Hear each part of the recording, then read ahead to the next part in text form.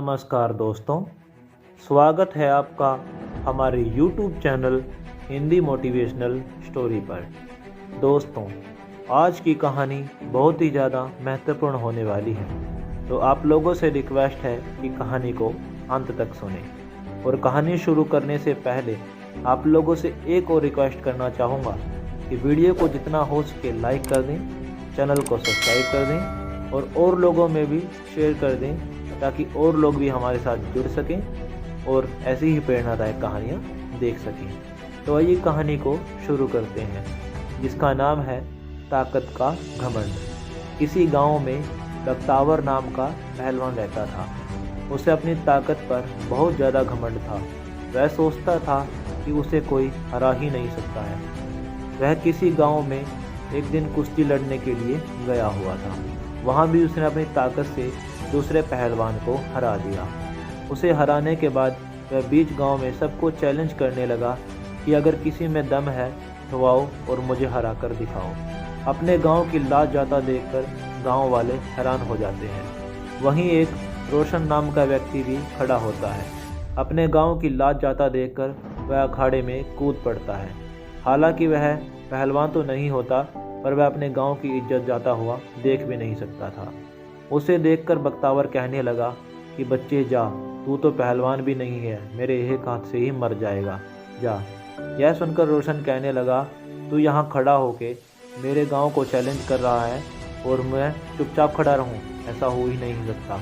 तुझे लड़ना है तो लड़, वरना फालतू की यहाँ बकवास मत कर। बख्तावर यह सुनकर गुस्से में आ जाता है और रोशन से लड़ने के लिए तैयार हो जाता है। वह रोशन को एक दाव में ही अखाड़े के बाहर फेंक देता है। यह देखकर आसपास के गांव वाले जो कुश्ती देखने के लिए आए थे, वह उस पर हंसने लगते हैं और उसके गांव वाले उदास हो जाते हैं। बख्तावर से हारने के बाद रोशन के मन में यह बात बैठ गई थी कि अपने गांव की बेइज्जती का बदला तो मुझे लेना ही है। किसी तरह इस बख्तावर को भी हराना है और अपने गाँव की इज्जत को भी लौटाना है। तो यह सोचकर वह कुछ सोचने लगा। उसने सोचा कि अब तो मुझे किसी अच्छे कोच की ज़रूरत है, जो कि मुझे अच्छे से सिखा सकता है।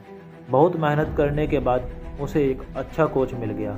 उसके साथ मिलकर उसने बहुत ज़्यादा मेहनत की और आखिर में कुश्ती लड़ने के लिए तैयार हो गया। कुश्ती लड़ने के लिए जब वह तैयार हो गया तो वह बख्तावर के गांव जाकर बख्तावर को ललकारने लगा। बख्तावर उसे देखकर आग बबूला हो गया और कहने लगा कि फिर से तू पिटने के लिए आ गया, तुझे अपनी हड्डी पसली तड़वानी है क्या? यह सुनकर रोशन कहने लगा, बकवास बंद कर, अगर दम है तो लड़ने के लिए आ जा। यह सुनकर बख्तावर कुछ सोचने लगा।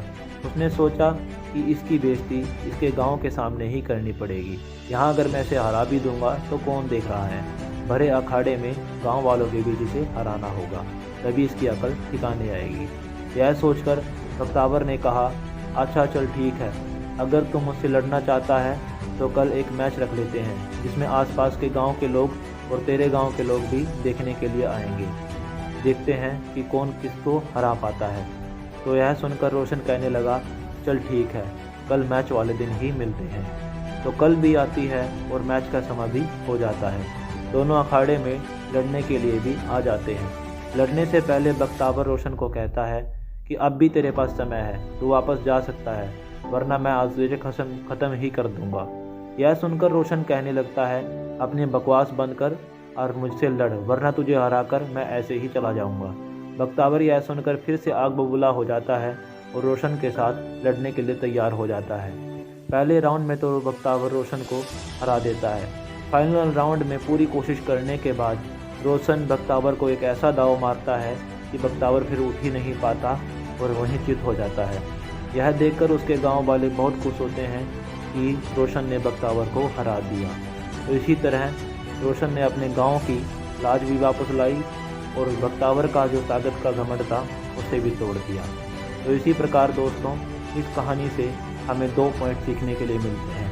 पहला कि हमें किसी चीज़ का घमंड नहीं करना चाहिए, एक न एक दिन वह घमंड भी चूर चूर हो जाता है। दूसरा ये कि अगर हम अपने मन में किसी भी प्रकार की बात को ठान ले कि हमें यह करना ही है, तो हमें वह करने से कोई रोक ही नहीं सकता। तो उम्मीद करता हूँ दोस्तों, आज की ये मेरी कहानी आप लोगों को पसंद आई होगी।